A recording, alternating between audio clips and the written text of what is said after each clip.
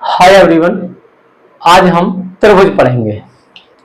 तो त्रिभुज की हम बात करते हैं। त्रिभुज की डेफिनेशन है कि तीन भुजाओं से घिरी हुई बंद आकृति। तीन भुजाओं से घिरी हुई बंद आकृति हमारा त्रिभुज कहलाती है। तो त्रिभुज की हम सबसे पहले डेफिनेशन की बात की कि तीन भुजाएं हो यदि किसी आकृति में और वो बंद हो, इस प्रकार से। नाम मैंने इसका देखा, यदि इसका नाम ए बी सी है, जैसे कि ये एक तीन भुजाएं हैं, इसमें भुजा ए बी, भुजा बी सी तथा भुजा ए सी, तीन भुजाएं हैं तथा एक बंद आकृति है। तो इस प्रकार की हमारी जितनी भी आकृतियां होंगी जिनमें तीन भुजाएं हो तो वो हमारा त्रिभुज कहलाती हैं। तो ये एक त्रिभुज था। इस त्रिभुज में ये जो कॉर्नर्स हैं इन्हें कहा जाता है त्रिभुज के शीर्ष। ये है त्रिभुज के शीर्ष। और ये जो साइड थी, ये भुजाएं रेखाएं थी, इन्हें कहा जाता है त्रिभुज की भुजाएं। और ये जो अंदर कोण बने हुए हैं, ये एंगल्स, इन्हें कहा जाता है अंतःकोण, त्रिभुज के अंतःकोण। तो यहां हमने देखा कि तीन भुजाओं से घिरी हुई बंद आकृति त्रिभुज कहलाती है। उसमें तीन तो भुजाएं होंगी, तीन शीर्ष होंगे और तीन ही अंतःकोण होंगे। तो इस प्रकार की संरचनाएं हमारी त्रिभुज कहलाती हैं। त्रिभुज के तीनों अंतःकोण, त्रिभुज में तीन अंतःकोण होंगे, एक ये और एक ये। इन तीनों अंतःकोणों का योगफल, त्रिभुज के तीनों अंतःकोणों का योगफल 180 डिग्री होता है। त्रिभुज के तीनों अंतःकोणों का योगफल 180 डिग्री होता है। अब हमारे सिलेबस में है समरूपता। कक्षा 9 में गणित में हमने त्रिभुज का जो चैप्टर था उसमें पढ़ा था सर्वांग समता। इस बार हमारे 10th के सिलेबस में है समरूपता। तो अब हम देखते हैं सर्वांग समता क्या है और समरूपता। समरूपता और सर्वांग समता की हम बात करते हैं। कोई भी हमारे पास फिगर्स हैं तो उनमें एक तो होती है आकृति, किसी भी फिगर की एक होती है आकृति और एक होता है आकार।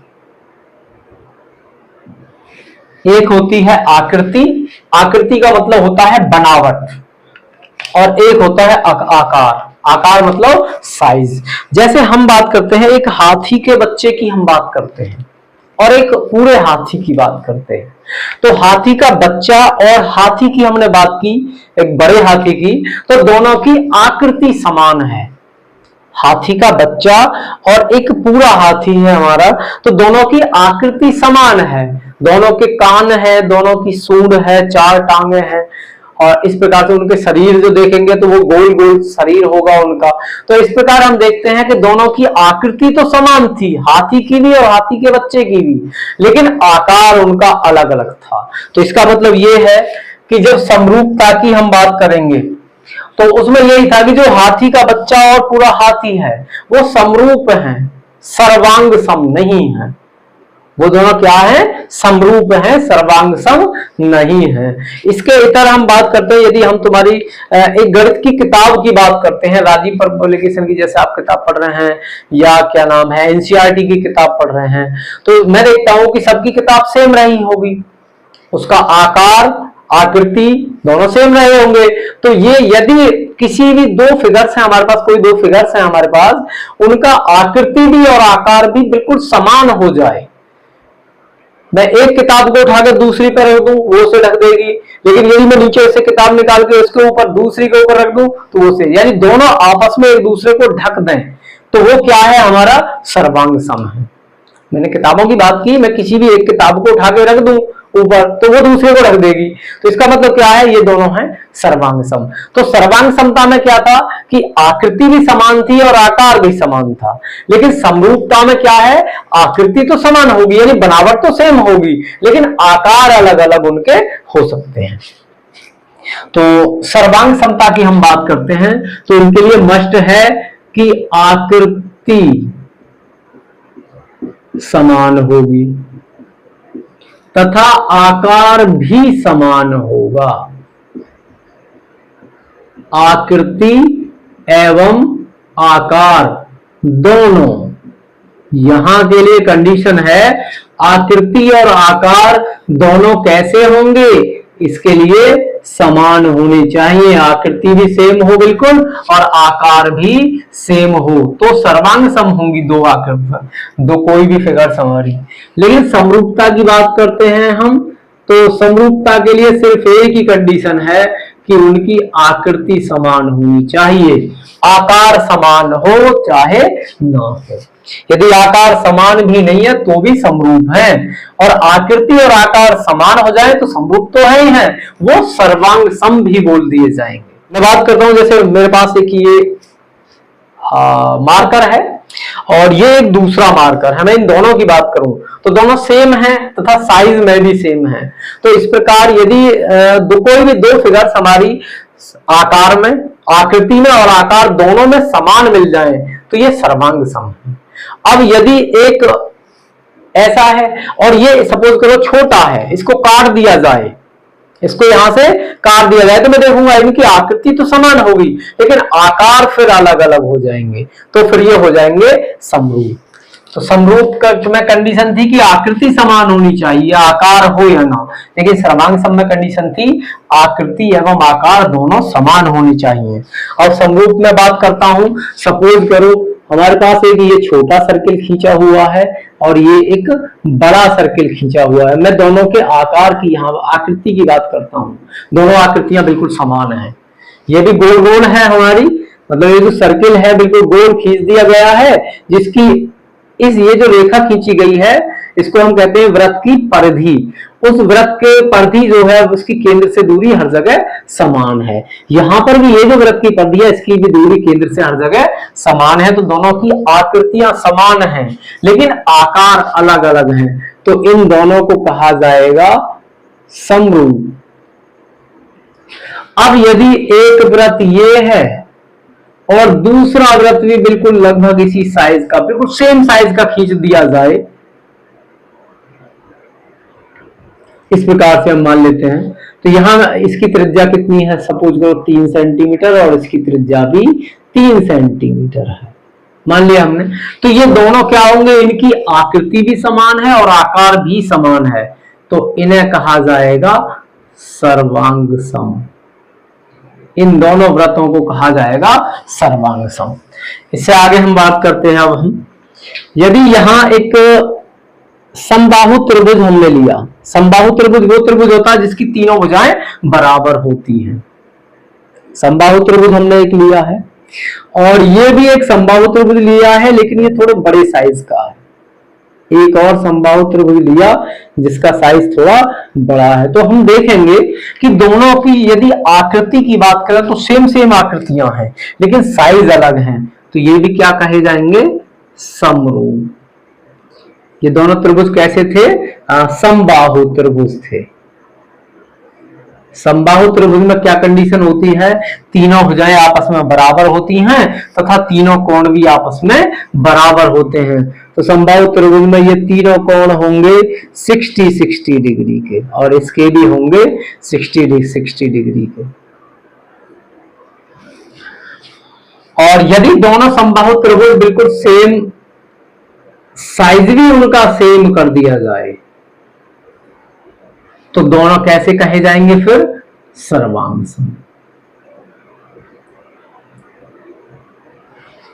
यहां मैं समरूपता में बात करता हूं, मैंने दो वर्ग खींच दिए इस प्रकार से, एक ये वर्ग है और एक थोड़ा बड़े साइज का वर्ग है, तो ये दोनों कैसे होंगे हमारे, दोनों कहे जाएंगे समरूप।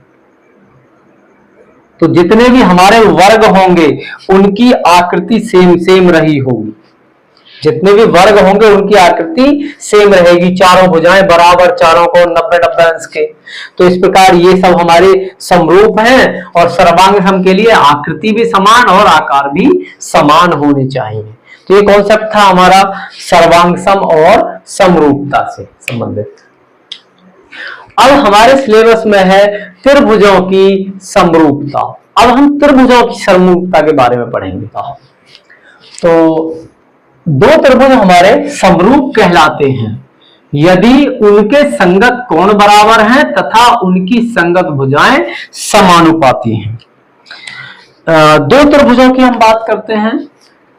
सपोज करते हैं हम एक त्रिभुज है ये, जिसका नाम रख देते हैं हम ABC। एक त्रिभुज ABC है और दूसरा त्रिभुज है जिसका नाम हम रख देते हैं PQR। हमारे पास दो त्रिभुज हैं जिनमें एक का नाम ABC है और दूसरे त्रिभुज का नाम PQR है। तो इस थ्योरम में जो हमारे समरूप त्रिभुज की डेफिनेशन है उसके अकॉर्डिंग हम बात करते हैं। तो इसने कहा कि ये दोनों त्रिभुज ABC और त्रिभुज PQR, त्रिभुज ABC और त्रिभुज PQR समरूप हो जाएंगे। समरूप का साइन होता है ये दोनों एक दूसरे के समरूप बोले जाएंगे। कब बोले जाएंगे? जब उनके संगत कोण बराबर हों। संगत का मतलब होता है करस्पॉन्डिंग एंगल्स। देखिए यहां पर संगतता से मतलब है कि यदि इस त्रिभुज का नाम बोला गया ABC, A से स्टार्ट हुआ और इसका नाम P से स्टार्ट हुआ PQR, तो देखिए A की जगह पर यहां बोला गया P, तो कोण A का मान कोण P के बराबर होना चाहिए। अंतः कोण A का मान इस अंतः कोण P के बराबर होना चाहिए, पहली कंडीशन। उसके बाद इसके अंतः कोण B का मान इस अंतः कोण Q के बराबर होना चाहिए। देखिए जहां B लिखा हुआ है वहां हम देखेंगे Q लिखा हुआ है बीच में। उसके बाद इसमें तीसरे नंबर पे लिखा हुआ है C, तो कोण C का मान कोण R के बराबर होना चाहिए। देखिए हमने ये ब्लू कलर से जो एंगल दिए हुए हैं वो आपस में बराबर होने चाहिए, रेड कलर के एंगल आपस में बराबर होने चाहिए और ब्लैक कलर में से जो रिप्रेजेंट करे हैं वो एंगल आपस में बराबर होने चाहिए। तो ये होते हैं संगत कोण। संगतता हम पहचानेंगे कि उसका जो नाम दिया गया होगा त्रिभुज का नाम, जैसे इसका त्रिभुज का नाम ABC दिया, इसका नाम PQR, तो जिस क्रम में नाम दिए गए होंगे वो संगत होंगे। A P के बराबर होना चाहिए, B Q के बराबर और C R के बराबर। तो ये है संगत कोण। इसी प्रकार दोबारा कहा कि उनकी संगत भुजाएं समानुपाती हों। संगत भुजाओं की हम बात करते हैं तो सबसे पहले हम पहली भुजा की बात करते हैं। तो इसमें है AB, ये भुजा AB, तो AB किसके समानुपाती होगी? PQ के।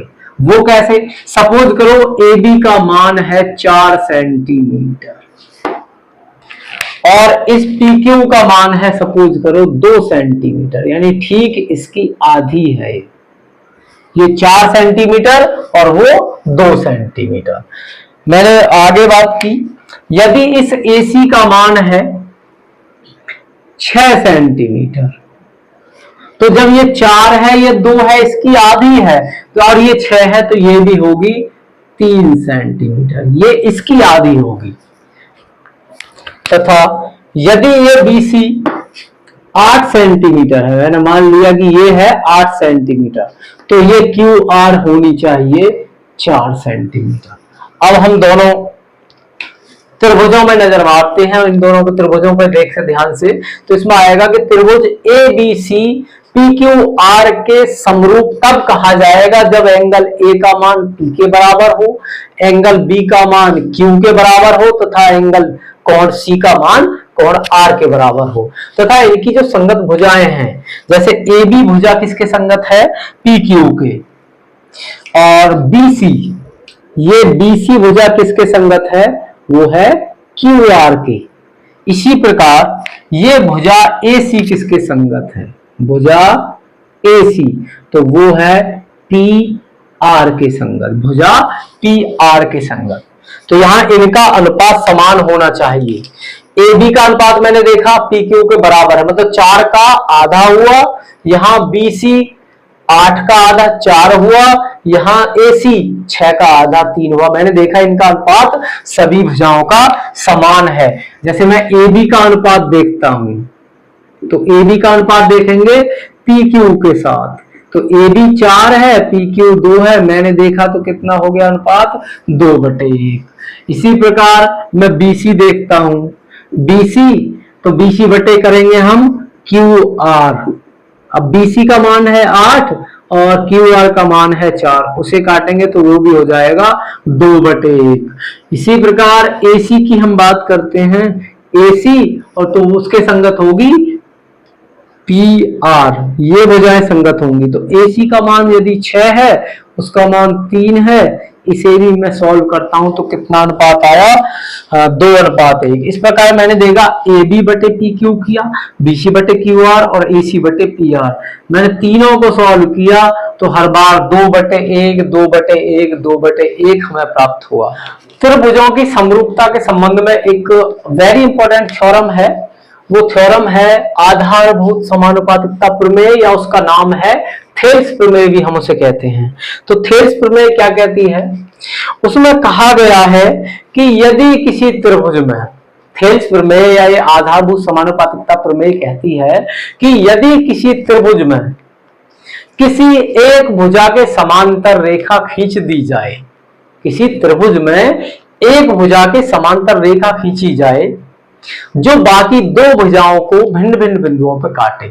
जब कोई रेखा हम खींचेंगे एक भुजा के समांतर तो वो अन्य दो भुजाओं को काटेगी, तो वो उन दो भुजाओं को समान अनुपात में काटेगी, अर्थात उन भुजाओं का अनुपात समान होगा।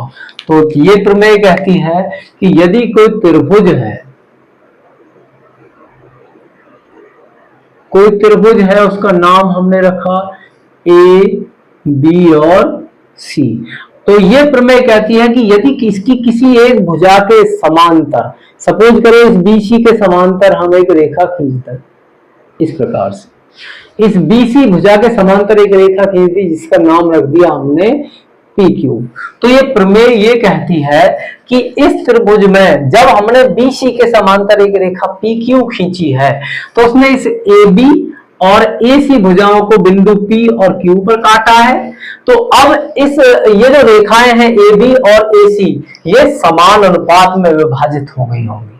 तो यहां से ये मतलब है इस प्रमेय का जो हमारा सारांश है या रिजल्ट है वो ये है कि इनका अनुपात समान होगा।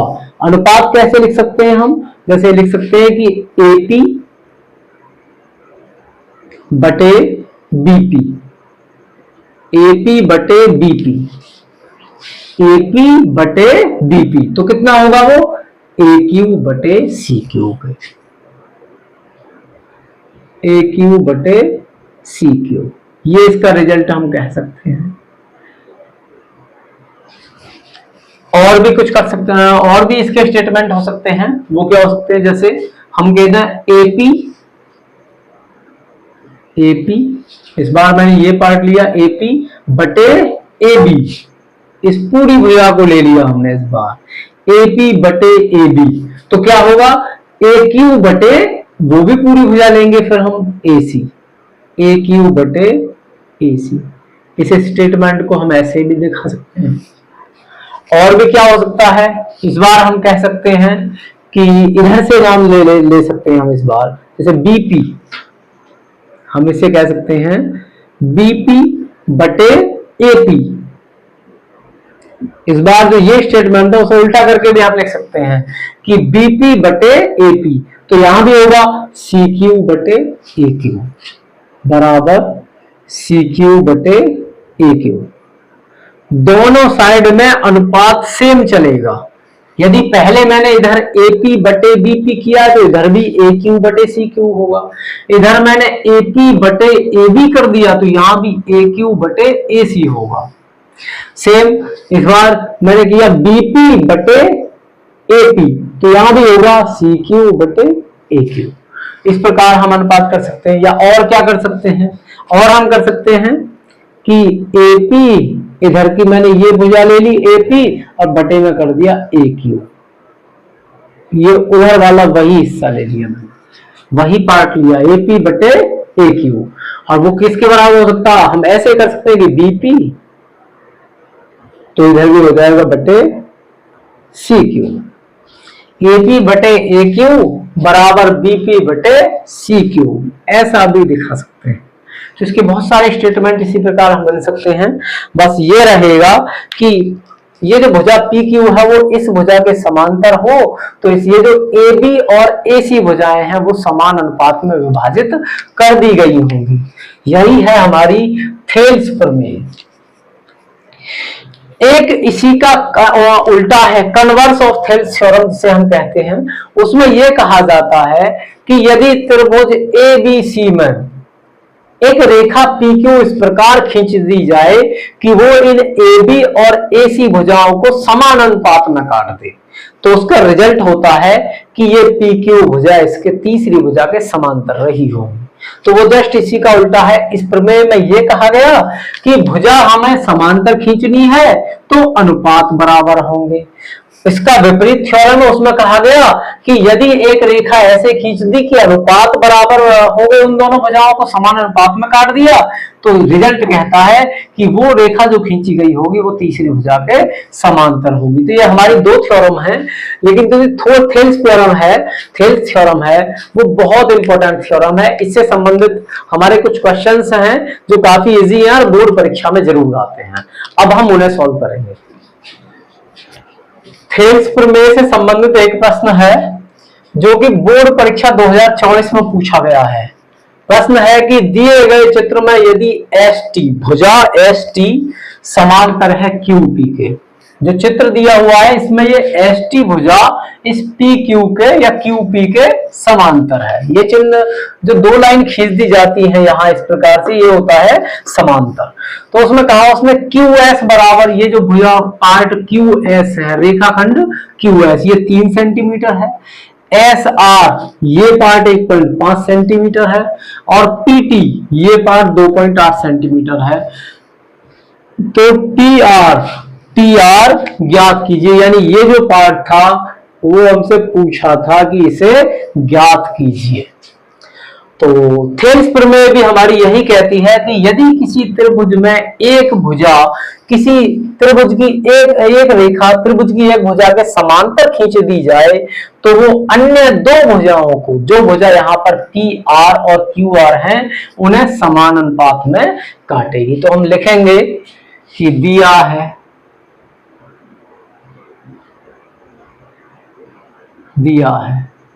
त्रिभुज पी क्यू आर में,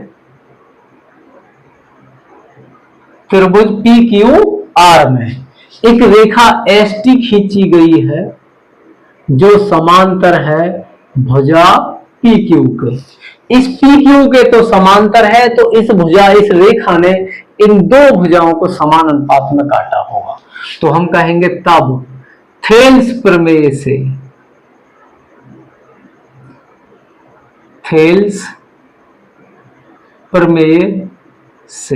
तब हम थेल्स प्रमेय का यूज करेंगे। तो थेल्स प्रमेय कहेगी कि ये दोनों भुजाएं समान अनुपात में काटी गई होंगी। तो समान अनुपात में काटेंगी, तो यहां से हम लिखेंगे जो जिस पार्ट को वो पूछता है सबसे पहले हम उसे ही लेते हैं। तो यह हो जाएगा आर टी या टी आर, हम लिखेंगे टी आर बटे पीटी बराबर, देखिए टी आर बटे पीटी। तो देखिए टी आर लिया हमने ऊपर, तो यहां आएगा एस आर बटे क्यू एस।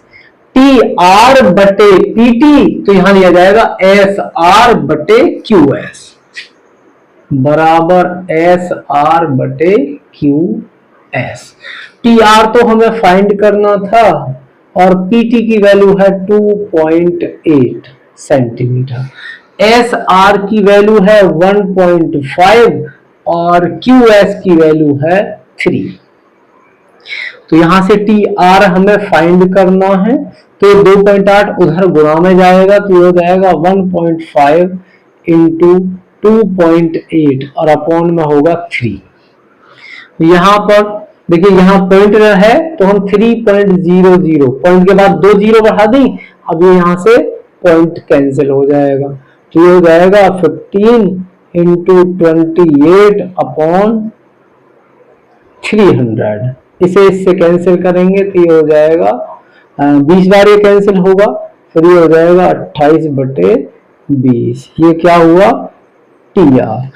20 से इसमें भाग देते हैं तो फिर ये सॉल्व होगा। TR इक्वल्स 20 एकम 20, 8 बचा, 10 में लगा दिया, 80 हो गया तो 1.4। तो यहां से भुजा TR हमें फाइंड होगी 1.4 सेंटीमीटर। तो ये भुजा हमें यहां से प्राप्त हो गई 1.4 सेंटीमीटर। यहां हम ऐसे भी देख पाएंगे कि ये भुजा 1.5 है, ये 3 है, ये 1.5 है और ये 3 है।